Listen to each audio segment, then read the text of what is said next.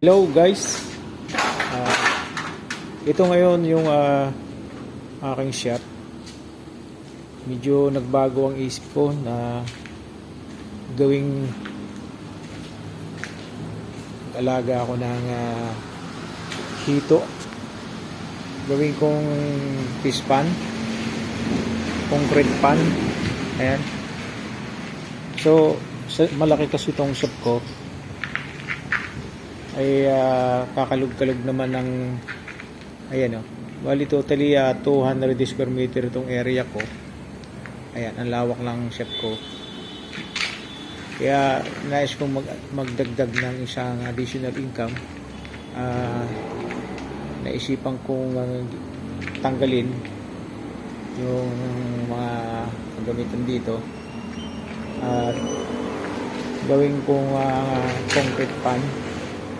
Ayan. Bali, totally, ito ikatatlong parte ng 100 square meter. Gagawin kong dalawang panel. Ayan. Okay. Ito. Kaya, so, bukas, mag-start na ito ng construction. At bali, totally, ang estimate ko, ang budget ko dito, 15,000. Finish na siya. Ayan.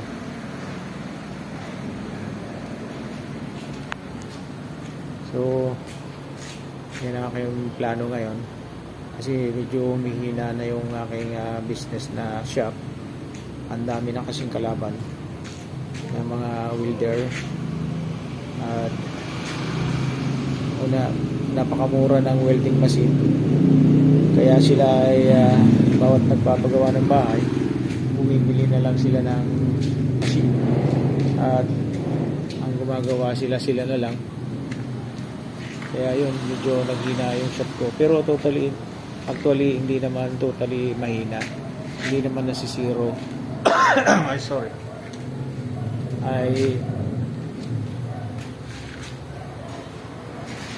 hindi naman ako nasisiro sa isang araw. Marami pa rin naman akong customer. Kaya gusto ko magkaroon ng additional pang income kasi hindi ako masaya na kukunti yung kinikita ko. Kasi mayroon akong gustong bilhin at gusto kong may marating pa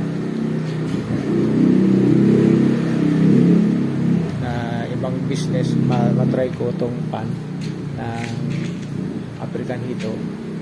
Yan guys, manibagong negosyo ko na naman ito at utay-utay lang at medyo nauubusan din ako ng budget, kaya ito isa namang gusto kong i-pundar na concrete pan. Okay guys, tomorrow sorry ako ng video sa inyo at ipapakita ko ang resulta ng aking project. Thank you, bye bye. Hello guys, magandang umaga po. Ito po yung extension ng video ko kahapon na starting mo namin paggagawa ng pan dito sa pan namin ginagawa dito sa loob ng building ng aking shop.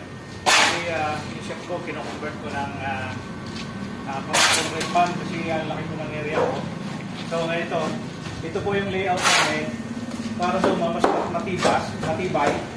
Ginagawa namin na iba welding ko na kasi nandito ako sa workshop. Hindi ko na pinatalian ng DIY. Welding ko yan.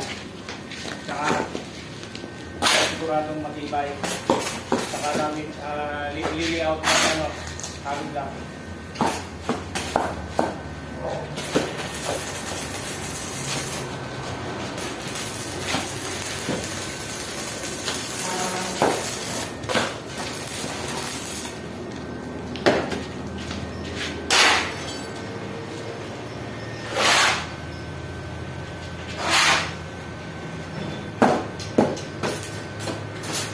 Tsaka nakita ninyo na mababaw lang ang buhay namin kasi concrete na po ito na flooring. Bali, pinapaniman lang namin ng bakal.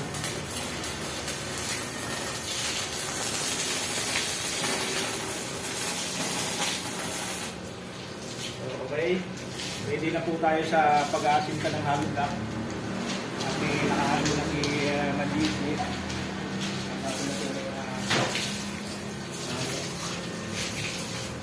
Lalagyan po ng hollow block. Pupuhusan.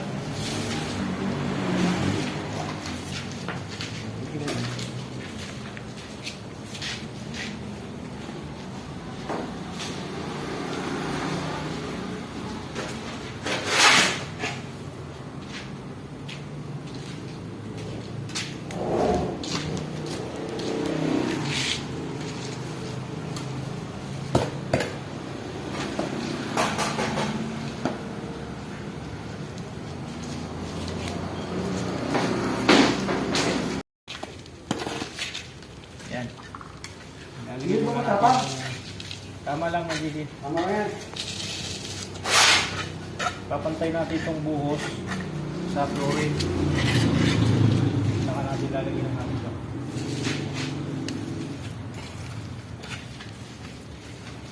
Kahit po tayo welder, marunong din po tayo mag-construct ng simento.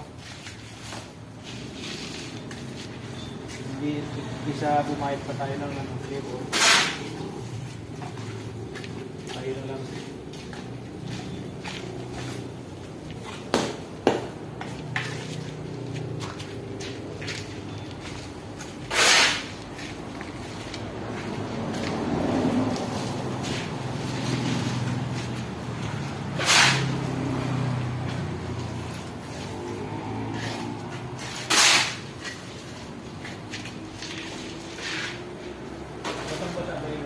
Oo. Ang pasado.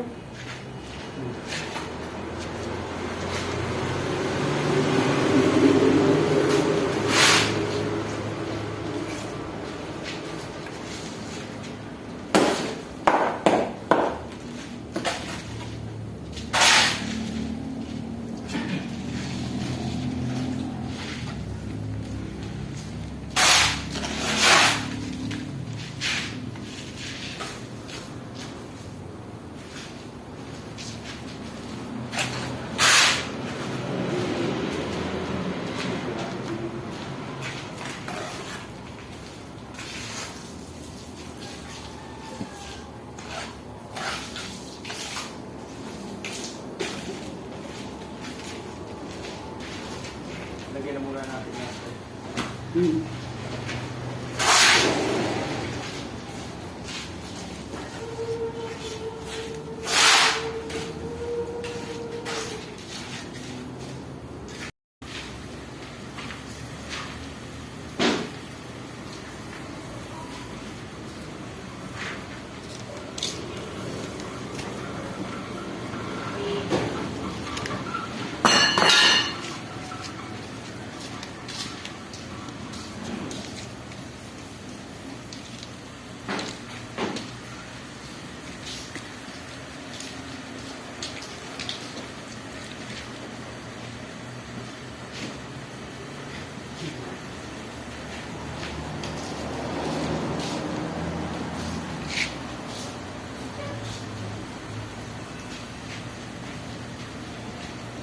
Hello. Ginagawa na po namin. Asintahan na po ng hollow block.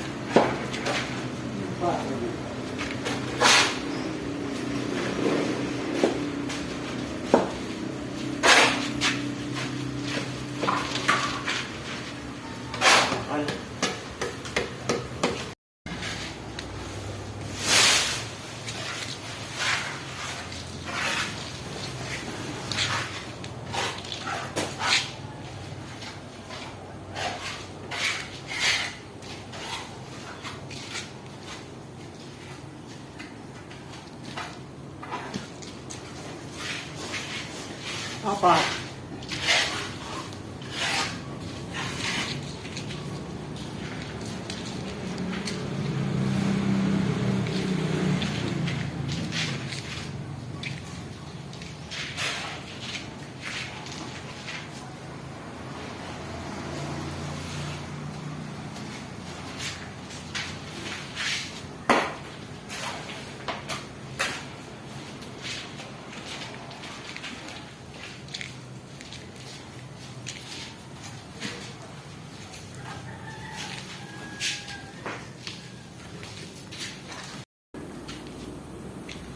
Hello guys, magandang hapon. Ito na po yung one day na trabaho namin. Yan.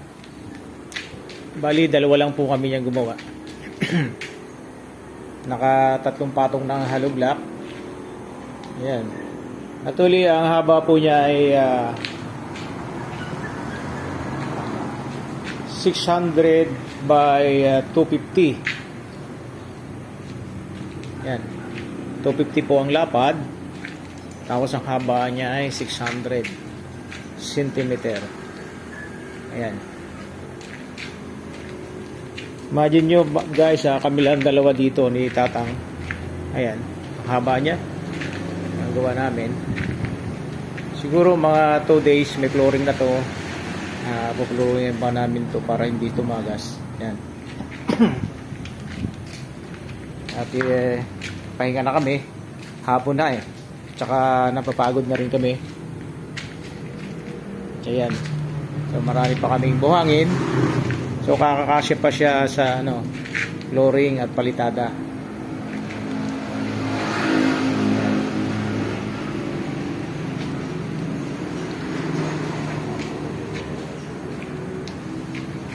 Tsaka tinibayan namin, naka-welding ang mga bakal niya.